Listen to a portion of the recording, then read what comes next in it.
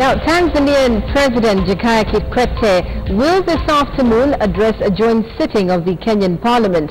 Kikwete, who is in the country on a three-day state visit, will be the second foreign leader to address the Kenyan Parliament. On Monday, the outgoing Tanzanian head of state was accorded full state honors when he met his host, President Uhuru Kenyatta, on his last lap in Kenya as Tanzanian president. Now, Kikwete was accorded full state honors by his Kenyan host, Uhuru Kenyatta. He was given a 21-gun salute before inspecting a guard of honor at State House, Nairobi. Tanzania goes to the polls on October the 25th. Kikwete, who has served 2 terms, is due to retire. He will address Kenyan members of parliament and senators at a joint sitting of parliament together with his Kenyan counterpart Uhuru Kenyatta. The two leaders on Sunday launched the construction of a 90-kilometer road linking their two nations. Sam Ogina is in Parliament and we'll be speaking to him in a short while.